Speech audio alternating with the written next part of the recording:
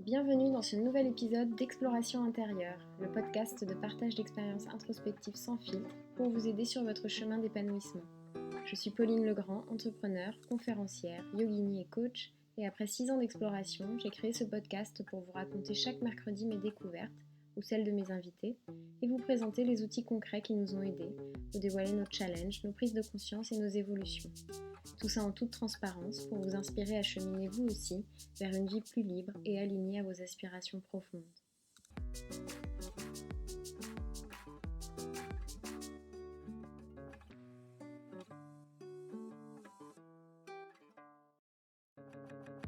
Et aujourd'hui, le sujet dont j'aimerais vous parler, ce sont les 5 corps, c'est-à-dire les 5 panchakoshas sur lesquels se base le yoga et sa philosophie. Pour toujours dans la continuité de l'épisode 2 sur la philosophie Samkhya et la philosophie du yoga, dans cette continuité-là, je voudrais qui a déjà donné un plan et une cartographie de ce sur quoi se base le yoga. Je voudrais continuer à vous donner d'autres informations sur la vision qu'a le yoga sur l'être humain. Donc aujourd'hui, on va parler des 5 corps, des 5 enveloppes, des 5 panchakoshas, ça s'appelle, qui constituent un être humain. Donc si vous avez écouté l'épisode 2, vous savez déjà que on considère qu'une âme est venue s'incarner dans un corps physique. Mais ce que je voudrais rajouter dans cet épisode, c'est que l'âme ne vient pas s'incarner seulement dans un corps physique, mais aussi dans 4 autres corps qui s'appellent des koshas. Donc koshas, ce sont les enveloppes, l'étui. Faut imaginer ça comme 5 étuis, 5 enveloppes dans lesquelles vient s'incarner notre âme. Voilà, donc l'âme, quand j'en ai parlé dans l'épisode 2, j'ai parlé de Purusha, qui est le monde du sans-forme. Purusha, c'est vraiment ce qu'on pourrait appeler le divin, c'est-à-dire le lieu où se retrouvent, entre guillemets, toutes les âmes. Et l'image qu'on peut donner, c'est l'image d'un océan, c'est-à-dire que c'est l'océan d'existence dans lequel se retrouvent toutes les gouttes d'eau qui sont à la fois uniques et à la fois qui font partie de cet océan d'existence. Donc quand je parle de Purusha, je parle de ça. Quand on parle d'une âme, donc vraiment d'une goutte d'eau, là on parle d'Atman. Peut-être vous avez déjà entendu parler de ce mot. Voilà, et donc c'est cette âme incarnée, l'Atman, qui vient dont on va parler aujourd'hui. Donc ça, c'est une vision, les 5 panchakoshas de l'incarnation qui est écrite qui a été révélée dans le texte des Upanishads. Pour ceux qui connaissent, c'est des textes sacrés sur lesquels se base la philosophie du yoga. Et donc, c'est important d'avoir ça en tête parce que l'idée, c'est de se rendre compte que souvent, on se contente de se voir, de se percevoir seulement à travers notre corps physique. Et en fait, c'est comme s'il y avait plusieurs couches qui nous empêchaient d'accéder à notre âme. Et bien sûr, il y a le corps physique, mais il y a aussi d'autres corps. Et donc, c'est important de pouvoir identifier toutes ces couches-là qui nous séparent de qui on est vraiment à l'intérieur et de pouvoir, si possible, faire que ces couches, elles vont toujours exister, bien sûr, mais qu'elles soient le plus transparentes possible. Parce que plus c'est opaque, plus on a de blocage, plus on a de distance et moins on a d'accès à à qui on est vraiment à l'intérieur et à notre âme. Donc là, on est vraiment dans l'exploration intérieure. Hein, pour le coup, le podcast porte bien son nom. Donc, pour commencer, et pour les personnes qui nous suivent sur YouTube, je rappelle que tous les épisodes de podcast sont filmés, donc vous pouvez les retrouver sur YouTube. Je vais faire un dessin pour les personnes qui auront la vidéo et je vais essayer d'expliquer aussi pour les personnes qui nous suivent juste en audio. Donc, on a la première enveloppe. On pourrait appeler la première, mais aussi la dernière enveloppe. On va appeler cette enveloppe-là la première enveloppe, qui est l'enveloppe la plus grossière et qui est constituée, si vous vous souvenez de l'épisode 2, par la matière. Et la matière, elle est constituée des 5 éléments. Donc la terre, l'eau, le feu, l'air et l'éther. L'éther, c'est l'espace. Donc cette enveloppe, c'est le corps physique. Donc tout simplement, ça c'est facile à voir, c'est ce qui nous constitue là physiquement. Donc là sur ma feuille, j'ai juste dessiné un petit bonhomme. Donc cette enveloppe, le corps physique, on l'appelle Annamaya Kosha. Anna, c'est la nourriture. Maya, c'est ce qui vient nourrir. Et Kosha, c'est l'enveloppe.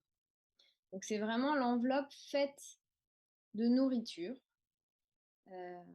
faite de, qui se régénère et qui vit grâce à la nourriture qu'on absorbe, évidemment, donc ce qu'on mange et ce qu'on boit. Donc l'alimentation, elle joue un rôle considérable dans le maintien quotidien de cette enveloppe-là, de la première enveloppe la plus grossière. Et c'est pour ça que l'alimentation, quand on parle de yoga, et quand on pratique le yoga, on est obligé à un moment de remettre en cause et d'observer les bienfaits ou pas de notre alimentation, parce que ça va dans cette idée de prendre vraiment soin de cette première enveloppe du corps physique. Donc l'alimentation, tout comme ce qu'on fait sur le tapis, les asanas, tout comme le travail de méditation qui est plus mental, etc., c'est primordial en fait dans le yoga. Peut-être qu'un jour je ferai un épisode de podcast sur l'alimentation yogique. Si ça vous intéresse, n'hésitez pas à me le dire en commentaire. Voilà, et donc il y a plusieurs manières de prendre soin de cette enveloppe physique, de cette première enveloppe faite de nourriture. C'est l'alimentation, je viens de le dire, mais aussi du coup les périodes de jeûne où on suspend, on arrête de manger pendant quelques temps pour laisser le corps physique se régénérer. Ça, c'est pareil, je ferai un épisode sur le jeûne, c'est sûr, d'autant plus que je prévois d'en faire un encore une fois à l'automne. Voilà, et puis il y a aussi, pour prendre soin de cette enveloppe, évidemment les asanas, donc les pratiques de posture physique qu'on a l'habitude de faire sur le tapis, et toutes les techniques de purification du corps et donc d'hygiène. Donc là, je pense notamment au Jalaneti, quand on vient se nettoyer toute la cavité ORL avec de l'eau salée le matin, par exemple. Je pense au nettoyage de l'estomac, je pense même au nettoyage des intestins, etc., l'utilisation du gratte-langue, etc. Ça, peut-être que je pourrais aussi faire un épisode là-dessus. C'est hyper important et il y a plein de techniques, même très simples, pour prendre soin de son corps physique. Donc voilà pour le premier corps. Le deuxième corps, donc là, je vais dessiner sur mon dessin comme un cercle, enfin plutôt une patate, autour de mon premier bonhomme. Donc le bonhomme, c'est le corps physique. Là, tout autour, on a une deuxième enveloppe qu'on appelle Pranamaya Kosha. Et ça, c'est l'enveloppe faite de prana, donc d'énergie vitale. L'énergie vitale, c'est l'énergie qui anime le monde, qui est partout tout le temps et qui nous traverse, circule à l'intérieur de nous à chaque instant. Et aussi à l'intérieur de tous les êtres vivants. Donc je pense évidemment aux plantes, aux végétaux, mais aussi aux animaux. Le prana, en yoga, il circule dans ce qu'on appelle dans des canaux d'énergie qu'on appelle des nadis. C'est l'équivalent des méridiens en médecine chinoise, si ça vous parle plus. Et à chaque fois que des canaux d'énergie, donc des nadis, se croisent, on a des dépressions d'énergie qu'on appelle des chakras. C'est ça, des chakras. Je ferai un épisode aussi spécial sur les chakras. Euh, et donc l'idée de prendre soin de cette deuxième couche, de cette deuxième enveloppe Pranamaya Kosha, c'est de laisser circuler notre énergie, notre prana, notre énergie vitale. Et ça, du coup, on ne sait pas forcément le faire comme ça instinctivement parce qu'on n'a pas appris, on ne sait même pas, a priori en général, ressentir vraiment ce qui nous anime, l'énergie qui traverse notre corps à un instant T, sauf si on s'entraîne. Il y a des gens qui ont plus l'habitude de ça, je pense aux gens qui font des soins énergétiques, qui ont souvent, par exemple, le chakra des mains qui est plus développé et qui arrivent à ressentir l'énergie qui circule dans leur corps, évidemment, mais aussi dans le corps d'une autre personne. Voilà, mais quand on ne sait pas faire ça, quand on n'a pas appris, la technique qu'on utilise le plus, c'est la respiration. Donc tous les exercices qu'on appelle des pranayama, peut-être vous connaissez ça déjà, vous en avez fait dans vos cours de yoga, ce sont des exercices de respiration où on inspire, on expire, on retient sa respiration, on suspend aussi sa respiration parfois. Donc on arrête de respirer avec les poumons vides. Et, et ça nous permet de contrôler plus ou moins consciemment notre prana, donc notre énergie intérieure. Une autre technique qu'on peut utiliser pour équilibrer cette deuxième enveloppe, c'est la concentration. Ce sont les exercices de concentration, de dharana, on appelle ça en yoga, puisque on part du principe que là où on focalise notre attention, on amène de l'énergie. C'est un petit peu le principe du scan corporel qu'on fait souvent en relaxation ou dans des pratiques de yoga nidra, où en fait on vient se concentrer sur le gros orteil, le deuxième orteil, le troisième orteil, le quatrième orteil, etc., le genou, la cuisse, la hanche, le ventre, etc., pour tout simplement déjà venir relâcher et amener de la conscience dans ces parties-là du corps pour pouvoir bien les relâcher, bien se détendre, et aussi, même si on le fait sans en avoir conscience, on amène de l'énergie à cet endroit-là.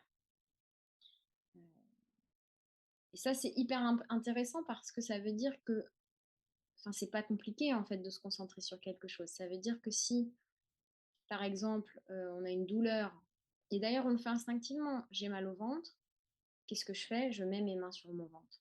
Instinctivement, on fait ça. Une maman, quand son enfant a mal quelque part, elle va mettre sa main.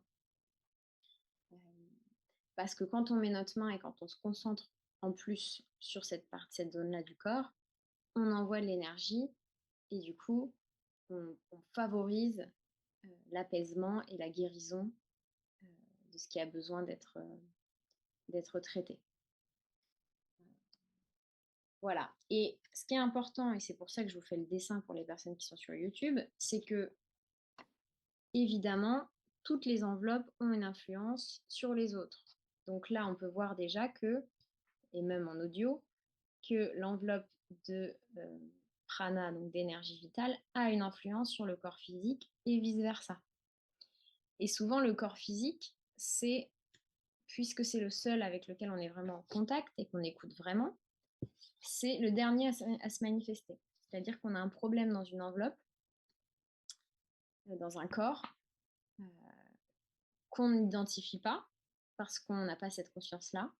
Et du coup, ça vient se répertorier sur le corps qui est en dessous, jusqu'à ce que physiquement, que le corps physique nous alerte par une douleur ou une maladie.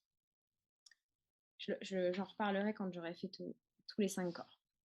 Donc voilà pour le deuxième, le corps énergétique. Ensuite, on a Manomaya Kosha, qui est l'enveloppe qu'on appelle l'enveloppe faite de pensée. Donc cette enveloppe, elle est encore plus subtile que l'enveloppe énergétique. Et cette enveloppe de pensée, donc je vais la dessiner sur mon dessin. Donc en gros, je fais une patate encore plus grande qui enveloppe les deux autres corps. Et ça, c'est donc l'enveloppe de pensée, mais pas seulement les pensées mentales, c'est relié à ce dont je parlais dans l'épisode 2, qui est le mental émotionnel, Manas. Donc là, c'est le lieu de la création, du maintien et aussi de la dissolution des pensées, mais aussi des émotions qui y sont associées.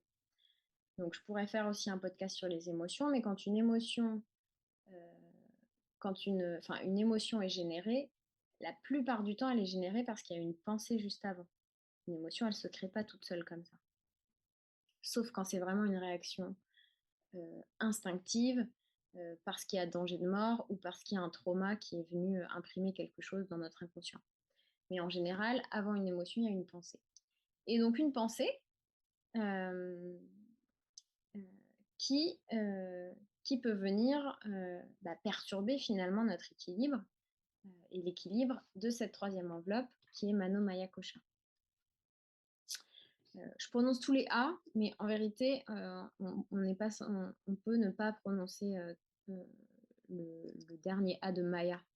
Peut-être que vous avez déjà entendu Manomai Kosha, c'est possible aussi. Voilà, et donc pour pouvoir équilibrer et déjà se rendre compte de ce qui se passe dans cette couche-là, dans cette enveloppe-là, c'est très simple, il faut apprendre à reconnaître comment fonctionne son mental. Donc c'est très simple dit comme ça, mais il y a plein de techniques. Il y a évidemment les techniques de méditation, toutes les techniques d'observation. Peut-être que vous avez déjà fait des méditations de météo intérieure, de météo émotionnelle, etc. Ça permet, c'est de l'introspection en fait, ça permet de savoir comment on fonctionne à l'intérieur et petit à petit, une fois qu'on a pris conscience de ce qui se passe, pris conscience d'une émotion par exemple, eh bien d'agir pour l'apaiser, d'agir en conséquence pour pas qu'elle prenne trop de place, qu'elle reste bloquée à l'intérieur de soi, et surtout qu'elle ait le moindre impact possible sur les corps précédents, donc le corps énergétique et le corps physique, évidemment. Je pense par exemple à, je sais pas moi, l'émotion de la tristesse. Bon, je suis triste. Potentiellement, je vais me sentir avec moins de vitalité et moins d'énergie parce que cette émotion du troisième corps va avoir un impact sur le deuxième corps énergétique. Donc mon niveau d'énergie va baisser. C'est valable pour d'autres émotions aussi, hein, la peur évidemment, et la colère, etc. Et donc, si je ne fais rien, à un moment, mon corps physique va devoir, lui, m'alerter et me dire, hé, il y a un problème, ça serait bien que tu résolves cette émotion. Alors, comment on comprend? Parce qu'évidemment, on n'a pas appris à ce que le corps nous parle comme ça. Et ça, c'est pareil, il y a plein de choses qui existent. Évidemment, les énergéticiens, eux, peuvent savoir où physiquement, où le problème physique résonne énergétiquement et du coup émotionnellement. Il y a des dictionnaires qui existent sur le dictionnaire des mots et des maladies auquel je pense de Jacques Martel, qui nous donne des pistes de réflexion sur les maladies et les maux que pourrait avoir notre corps. Donc, par exemple, les poumons, c'est relié à la tristesse. Le foie, c'est relié à la colère, par exemple. Ça, c'est aussi des choses de médecine chinoise. Voilà, donc tout ça, c'est important pour pouvoir réguler, équilibrer son troisième corps, sa troisième enveloppe, Mano Maya Kosha, donc ses émotions et ses pensées, enfin ses pensées et donc ses émotions, pour pas que ça ait d'impact sur les corps précédents. Voilà, ensuite on a le quatrième corps, Vijnana Maya Kosha. Donc là c'est pareil, peut-être vous avez entendu Vijnana Maya Kosha. Donc je la dessine sur mon dessin. Donc je fais une quatrième enveloppe, j'entoure mes corps précédents d'un autre trait. Et ça, c'est ce qu'on appelle l'enveloppe faite de connaissances intuitives. Donc c'est une enveloppe qui est encore plus subtile. Et on peut dire que c'est l'enveloppe faite de sagesse. C'est le corps qui nous permet d'avoir du discernement, de distinguer des choses les unes par rapport aux autres, de comprendre vraiment profondément, de comprendre profondément les infos générés par le corps précédent, le corps mental. Hem, Si vous avez écouté l'épisode 2, là, on est au niveau de l'esprit, on est dans Bouddhi. Bouddhi, l'intellect. C'est Bouddhi qui est à l'œuvre ici. Hem et du coup, dans cette couche-là, ben, on comprend vraiment le fond des choses. Au-delà des pensées et des émotions qui peuvent être superficielles. Là, on parle vraiment de plus de profondeur. C'est aussi, dans cette couche-là qu'on peut être connecté à l'intuition de ce qui est vraiment, de ce dont on a besoin. Mais pas on a besoin, parce que, il faut apaiser une émotion, mais ce dont vraiment notre intériorité a besoin, notre être profond, on pourrait dire. C'est cette couche-là qui nous permet de voir les choses telles qu'elles sont et de pas, trop faire de suppositions. Là, j'ouvre une parenthèse, mais je ne sais pas s'il y en a parmi vous qui connaissent les 4 accords Toltec, qui sont des c'est un livre qui a été écrit par Don Miguel Ruiz, un Mexicain, qui, qui a répertorié les 4 et après il a fait un cinquième aussi, les 4 règles de vie, basées sur la culture des Toltecs. Donc les Toltecs, c'est, une, une civilisation qui a vécu autour de l'an 1000 au Mexique, au nord de Mexico City. Et l'une de ces 4 règles, c'est de ne pas faire de suppositions, justement, et de voir les choses telles qu'elles sont. Là, cette enveloppe-là, elle nous permet vraiment de faire ça et de passer au-delà, du coup, de toutes les histoires qu'on se raconte, de toutes les croyances qu'on a intégrées qui ne sont pas les nôtres, et cetera, et cetera. Quand je parle d'histoires qu'on se raconte, je parle d'histoires qu'on se raconte inconsciemment, hein, parce qu'on a, heu, intégré euh, des croyances qui sont pas à nous, parce que culturellement c'est comme ça, parce que notre genre fait que il faut agir comme ça, etc., etc. Et pas parce que intérieurement on ressent qu'il faut agir comme ça ou parce que notre âme s'est incarnée pour agir comme ça. Non, parce qu'il y a tout un carcan autour de nous qui nous empêche justement, qui nous fait euh, réagir de telle ou telle manière, agir de même de telle ou telle manière, sans, sans se préoccuper de ce qui est vraiment aligné et juste pour nous. Voilà, donc là, les manières d'équilibrer et de réguler cette enveloppe-là, la quatrième, c'est bah, la méditation toujours, et puis aussi l'étude de la philosophie. Euh, donc comprendre déjà comment ça fonctionne, là, c'est ce que je tente de vous expliquer avec ce podcast, avec cet épisode-là. Euh, et étudier en fait, étudier, se renseigner, prendre conscience, essayer de prendre de la distance par rapport à nos pensées, à nos émotions, etc., etc. Une autre manière aussi, c'est de se concentrer. On est encore sur la concentration, mais moins dans une idée énergétique, mais plus sur la concentration de formes géométriques. Donc par exemple les mandalas ou les yantras. Les yantras, c'est la représentation des chakras. Voilà.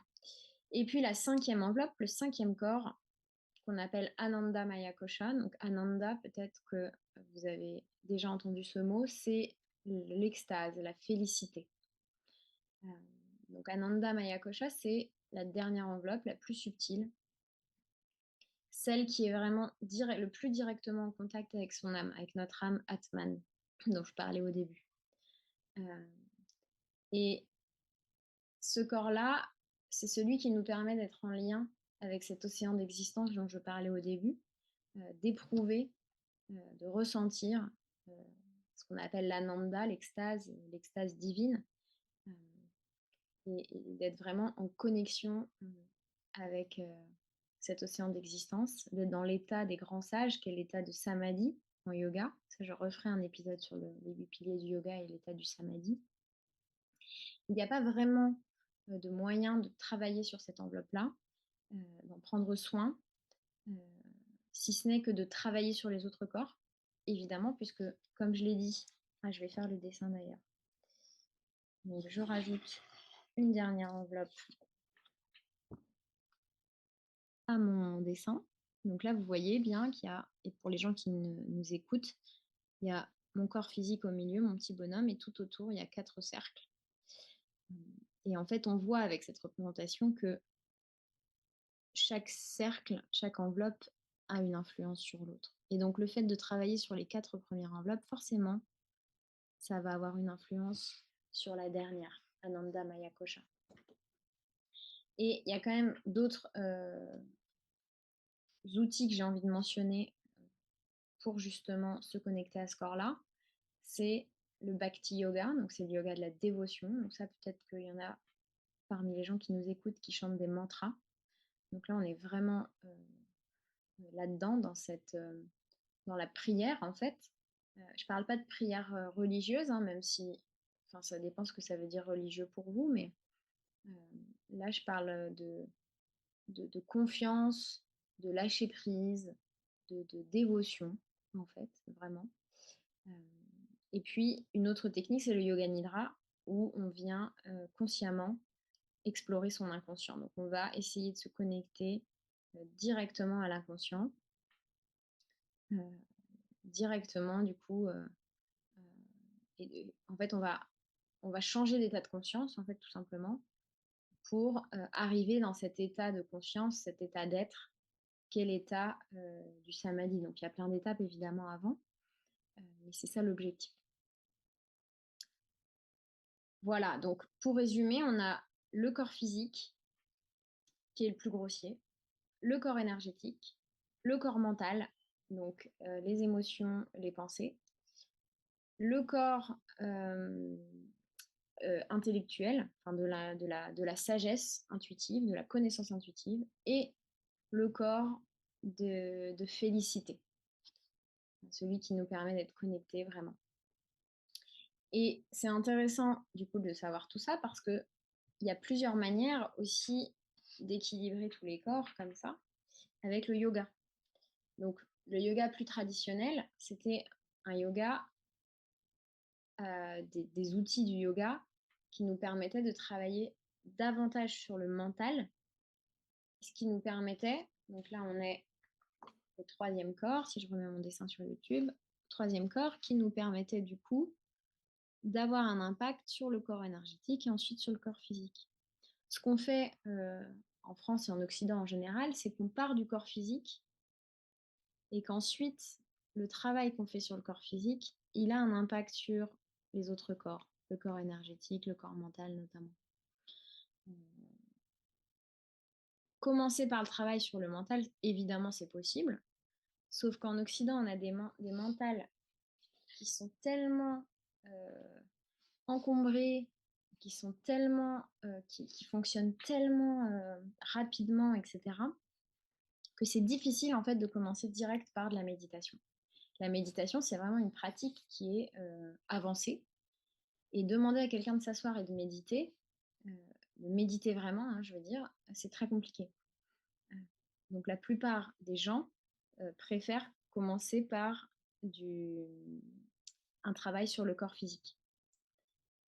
Et ensuite, le travail sur le corps physique fait qu'on se recentre physiquement et que du coup, on arrive à plus conserver son énergie, à la faire circuler. Et donc, ça a un impact aussi sur le mental et sur les émotions. Je pense que mon micro m'a lâché entre-temps. J'espère que vous m'entendez encore. Voilà, j'espère que c'était assez clair. N'hésitez pas si vous avez des questions à commenter. N'hésitez pas aussi à partager cet épisode si il vous a plu et si vous pensez qu'il pourrait intéresser d'autres personnes. Et bien sûr à noter le podcast sur Apple Podcast par exemple, ce qui me permettrait d'être plus visible et de transmettre mes messages au plus grand nombre. Voilà, je vous remercie et je vous souhaite une belle fin de journée.